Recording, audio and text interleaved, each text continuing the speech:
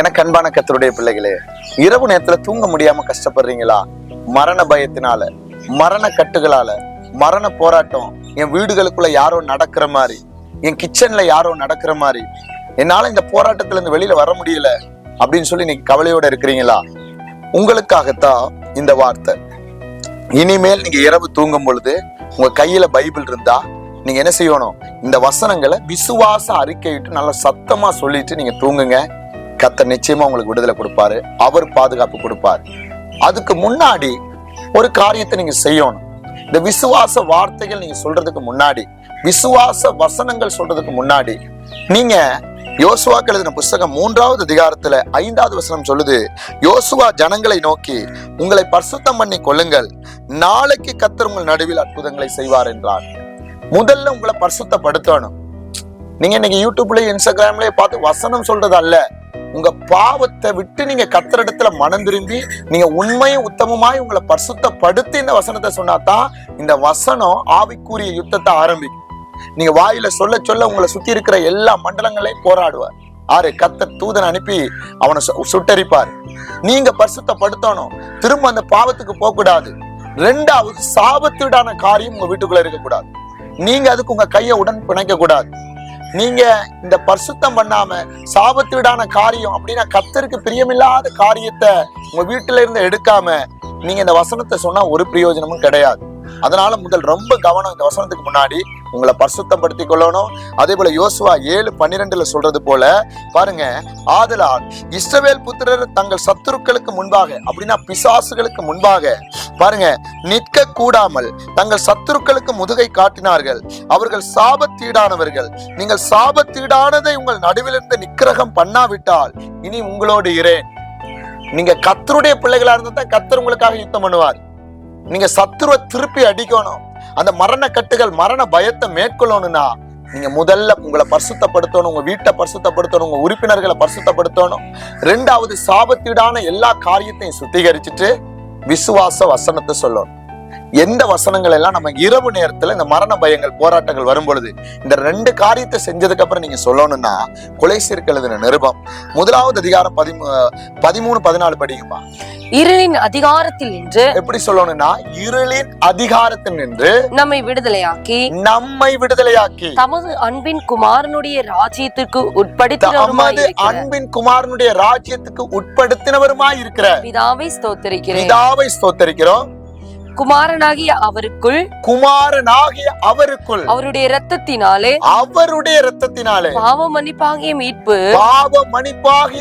நமக்கு உண்டாயிருக்கிறது. இது முதல் வசனம். நல்ல அதிகாரத்தோட நீங்க உங்களை பரிசுத்தப்படுத்தி சாபத்தீடானதை எடுத்தா தான் இந்த வசனம் சொல்லும் பொழுது நீங்க ஒவ்வொரு வசனத்தையும் 7 தடவை சொல்லணும். எத்தனை தடவை சொல்லணும்? 7 தடவை ஒவ்வொரு வசனத்தையும் நீங்க என்ன செய்யணும்? உங்க படுக்கை அறையில சொல்லும் பொழுது நீங்க சொல்ல பாருங்க உங்க கட்டுகள் எப்படி உடைக்கப்படுதுன்னு, எப்படி அந்த போராட்டங்கள் வெளியே ஓடுதுன்னு. 2வது, ரோமர் 5:8-9 நீங்க அவருடைய இரத்தத்தினால நீதிமான்கள் ஆக்கப்பட்டிருக்கிறீங்க. அந்த வசனத்தையும் 7 தடவை. அடுத்தது எபேசியர் 1:7 அவருடைய கிருபையின் ஐஸ்வரியத்தின்படியே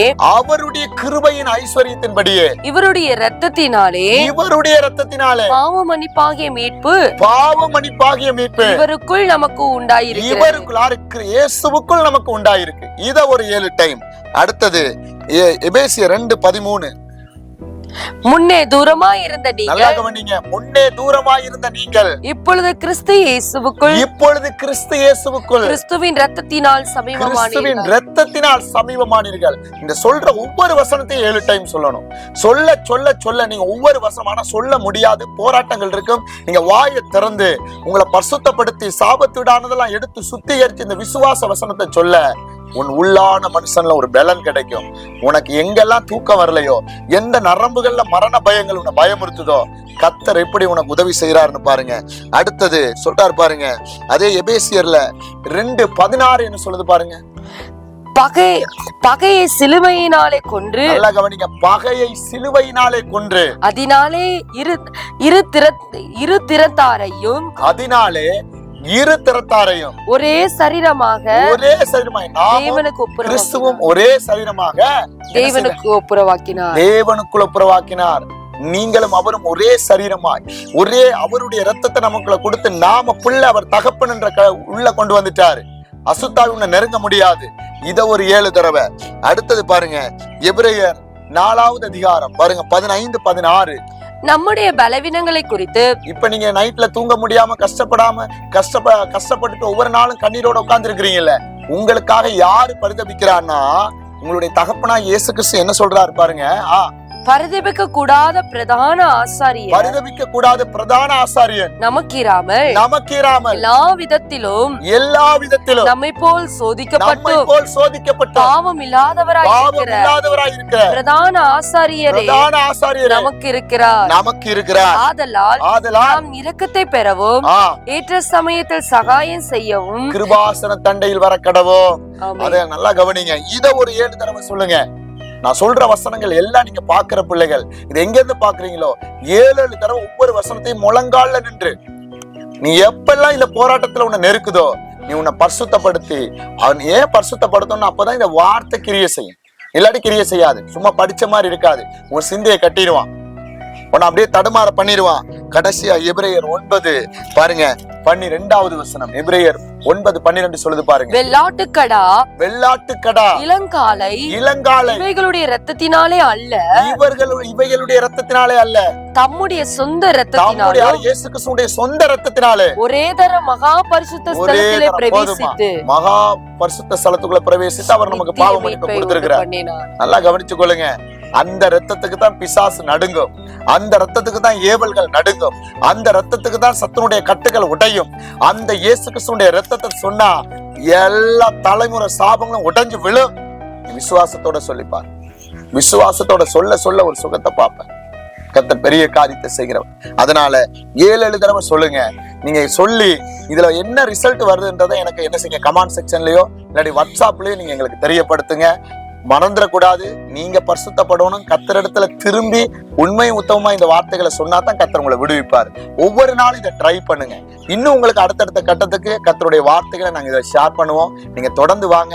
கர்த்தர் எப்படி உங்களை பரிசுத்தப்படுத்துறாரு, நீங்க எப்படி சாட்சியா நிக்கிறீங்கன்னு பார்க்கலாம். நீங்க மனம் திரும்பினா அவர் நிச்சயமா விடுதலை கொடுக்கிறவர். இந்த வேலைகளோட கண்களை மூடுங்க. யாரெல்லாம் மரண கட்டுகளோட இருக்கிறீங்களா எல்லாரும் கண்களை மூடுங்க. அன்புள்ள பரலோக பிதாவே, அப்பா இந்த பிள்ளைகள் எந்த பாவத்துல சிக்கி எந்த அக்கிரமத்துல வெளியில வர முடியாம இருக்கிறாங்களோ அவங்க மனம் திரும்பி தங்களை பரிசுத்தப்படுத்தி சாபத்திடான காரியத்தை எடுக்கும் பொழுது இந்த வசனத்தை சொல்லும் பொழுது நீங்க கட்டுக்களை உடைங்க, சோர்வுகளை உடைங்க, மரண பயங்கள் மரண ஆவிகள் ஓடட்டும், கட்டுக்களை உடைக்கப்படட்டும். இயேசு கிறிஸ்துவினுடைய ரத்தம் அப்படியே இந்த பிள்ளைகளுக்கு மேல தெளிக்கிறேன்ப்பா. உங்களுடைய ஊழியக்காரனாய் தெளிக்கிறேன். கட்டுகள் அறுக்கப்பட்டதுக்காய் நன்றி, விடுதலை கொடுத்ததுக்காய் நன்றி, பரிசுத்தப்படுத்தினதுக்காய் நன்றி, இந்த பிள்ளைகள் சாட்சியா நிக்க வைக்கிறதுக்காய் நன்றி. அப்பா நீங்க ஒவ்வொரு பிள்ளைகளும் கருத்துல ஒப்பு கொடுக்கிறேன். பரிசுத்தப்படுத்துங்க, பெரிய காரியத்தை செய்யுங்க. இயேசுவின் நாமத்தில் ஜெபிக்கிறேன் ஜீவனுள்ள நல்ல பிதாவே, ஆமென். நல்லா கவனிங்க, லைக் பண்ணுங்க, கமெண்ட் பண்ணுங்க, மற்றவங்களுக்கு ஷேர் பண்ணுங்க. அப்போதான் இது யூடியூப் மற்றவங்களுக்கு ஷேர் பண்ண என்ன செய்வாங்க, அதை ஷோ பண்ணும். நீங்க மட்டும் இல்ல, ஒவ்வொரு பிள்ளைகளும் விடுதலை பெற நீங்க பிரயாசப்படுங்க. கர்த்தர் உங்களை கொண்டு பெரிய காரியத்தை செய்வார். God bless you.